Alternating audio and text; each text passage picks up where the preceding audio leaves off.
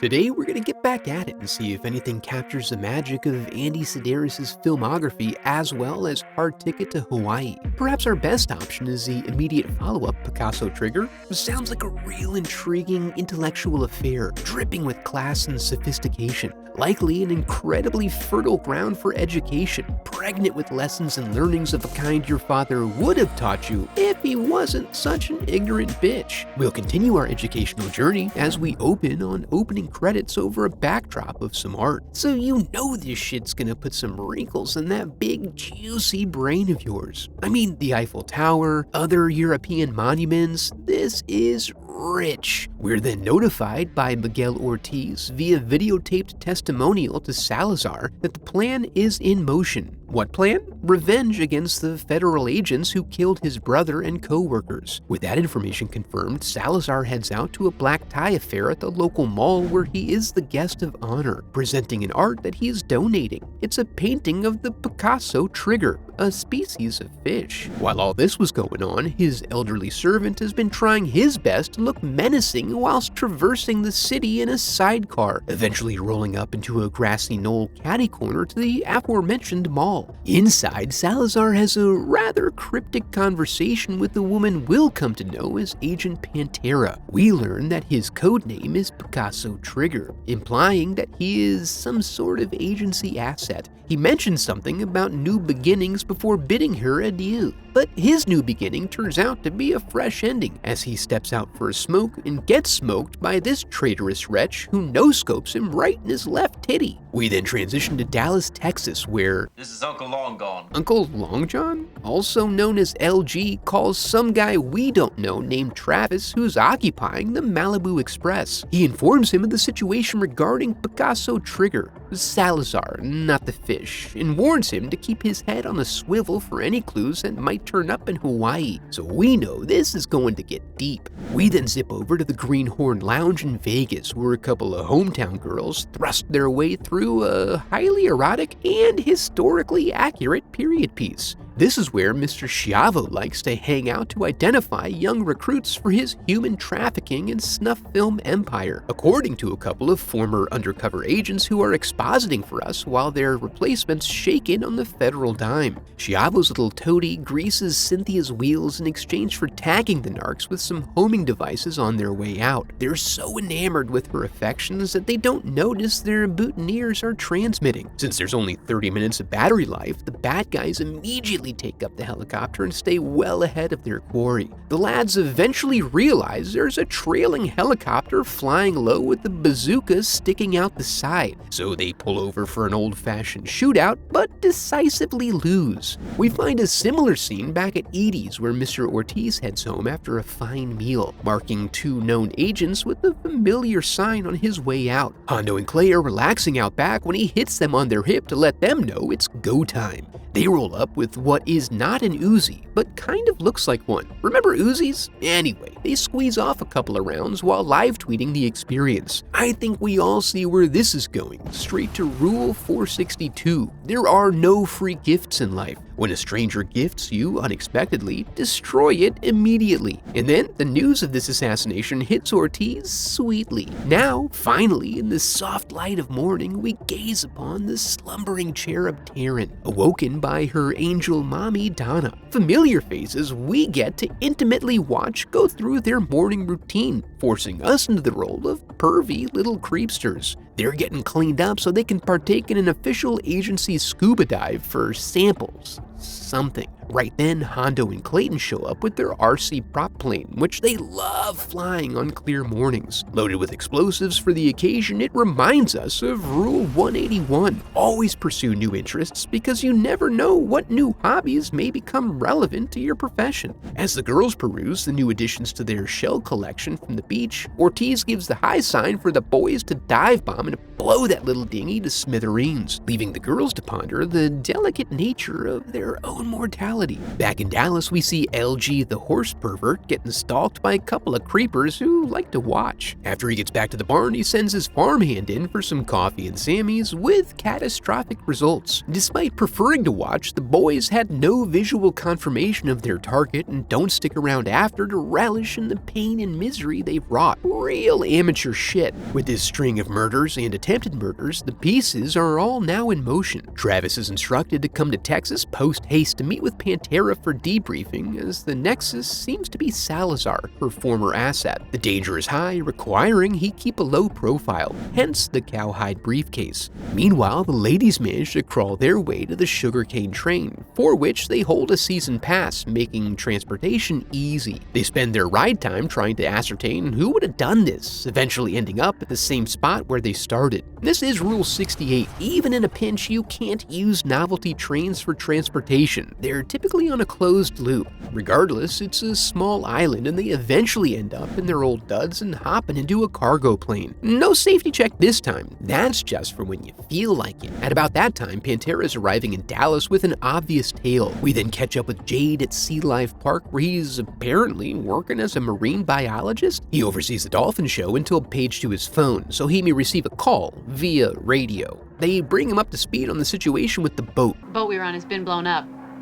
I think somebody's trying to kill us. That is a possibility for sure. He then confirms the current plan with Travis, leaving him as their point of contact on the island. And still keeping the profile fairly low, T-Dog rolls up in his rented Ferrari, but with some tasteful cowboy boots and buckle, to have a casual debriefing with Pantera. We quickly learn that the immediate sexual tension has precedent. Travis dove deep into those waters back in college, and they're both eager to show the other what they've learned since then. Despite his pants nearly blowing apart, there is work to be done. So he just gives a little taste of what his finger does before they head out to a local club where the wealthy cowboys frolic and play, and they stomp step their way to a mutual orgasm after very nearly finding the beat. They are unable to get into any official business before these two hardtacks stroll in and are clocked immediately by Travis. So instead, the two co-workers head back to Pantera's rental for some heavy petting. Now, a rule I adhere to stridently is number 326, which encourages men to avoid this type of monochrome situation. You've got hair, face, body, lips, and nips, all within a couple gradations of each other. You have to break this up, even if it involves using makeup. They make their way the next morning to Big Pine's Lodge to meet up with LG. It's quickly apparent that Ortiz is on some sort of revenge bender, and is now likely to turn his attention towards civilians who testified against his brother. They almost got a little bit of work done when their tail saunters in and eye humps the hell out of them. Travis and LG dangle a little bait to draw them out, and soon they're whipping down the river, hoping to put some buckshot in their asses. Travis never passed his firearms certification, and it shows. After pumping out about 2,000 rounds, they eventually circle back to where Pantera can draw a bead on one of them, and then LG uses his big honkin' magnum to take out the other.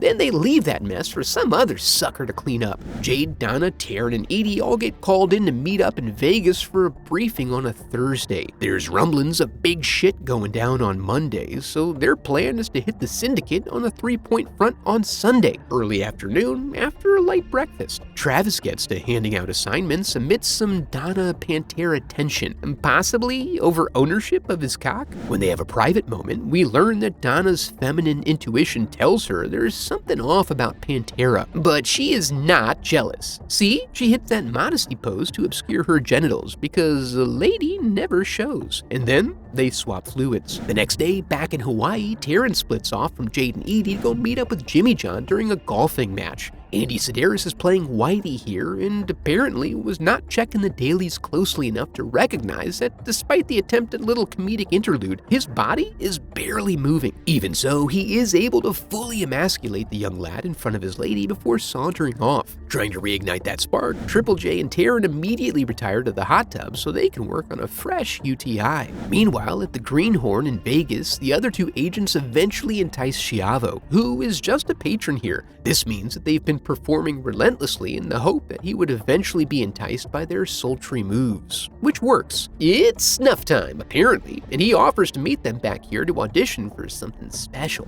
Donna and Travis are coming in on a private jet so they have time to review a dossier of Ortiz's daily schedule. We also learn, I've always loved your back.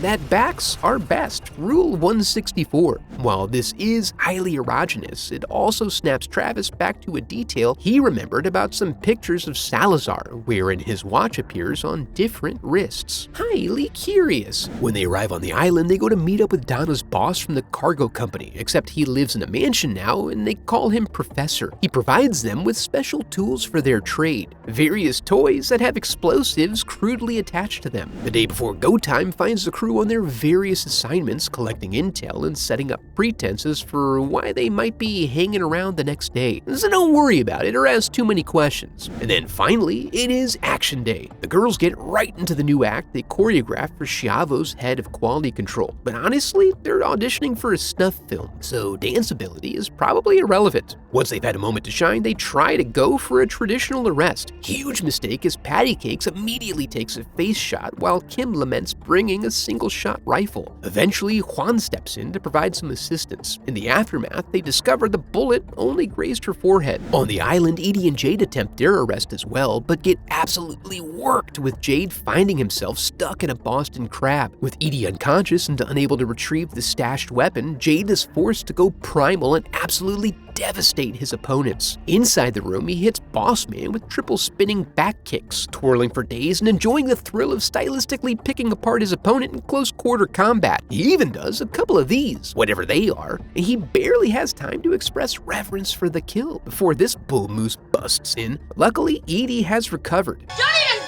and takes her shot even though he complied with her orders. That's Rule 89, which could save your life. Most unreasonable commands are merely a pretense for murder. Hondo and Clay are on the beach just soaking it in, enjoying the world as their oyster when their prior targets reveal themselves to be alive. You know they can't let that go, so they give chase.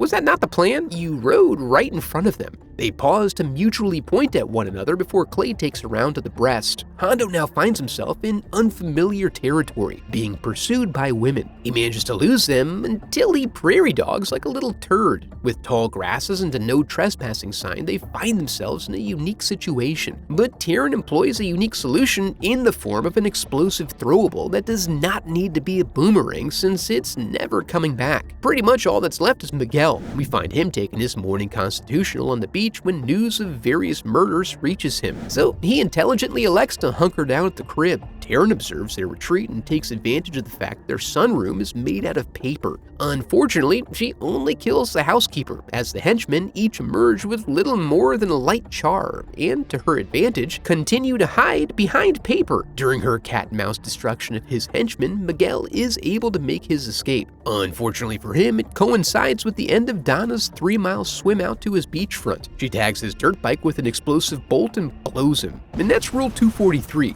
Accuracy is mostly just a preference if you only use explosive charges. When the ladies meet up, it's time to check back in with LG, who fills Donna in with some hot and spicy new intelligence. Before the excitement dies down, we find Travis arriving in wherever it was he was going, keeping the fakeness of his injury close to the chest, which is smart because as he makes his way to a nearby house, Pantera gives him one of these looks, letting us know that she's a baddie. Inside the mysterious residence, we find none other than Salazar himself. He wasn't an asset, he was a double agent working for himself. He knew they have a 90% kill rate while making arrests, so he had a look-alike of himself killed and then faked an assassination attempt on LG to get the agency to take out his rivals in response. Yeah, Travis already knew all that, which is why he's very slowly assembling his crutch-based blunderbuss, a process that takes so long the element of surprise is completely negated, which also negates the need to disguise the damn thing in the first place. And a hot bulletproof glass pane, bitch! And rocket projector.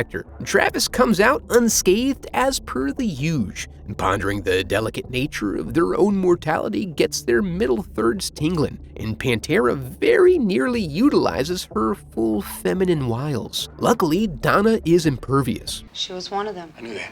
Oh yeah, he knew that too, he says while rock hard. Now the sole target is Salazar, so they run in a direction chosen at random and luck upon his escape via hovercraft. Since Travis landing a shot is impossible, a chase ensues. This gives Donna enough time to line up her shot and take care of their ultimate business. Somewhat satisfying, but since Salazar has a penchant for utilizing lookalikes, Travis remains unsettled. On a hunch, Travis dials in the geolocation of Salazar's pacemaker, which popped up on his Crutch's GPS unit earlier. And sure enough, his mini-rocket streaks off to find the real and final Salazar cleaning up the last of his belongings, and it turns him into a pink mist. With that dirty business now complete, they all celebrate a job well done. The completion of their goals with no booking paperwork required, because when they're on the case, nobody ever gets brought in alive. Oh, well, that certainly was an enriching experience, and I'm sure you took a lot away from it. If you want to learn more, feel free to check out this video next. And now that we're here, I want to congratulate you for making it to the end of the video, and affirm that you are a very special person because of it. If you enjoyed the video, I would love for you to become a part of the channel by subscribing. Thanks for watching.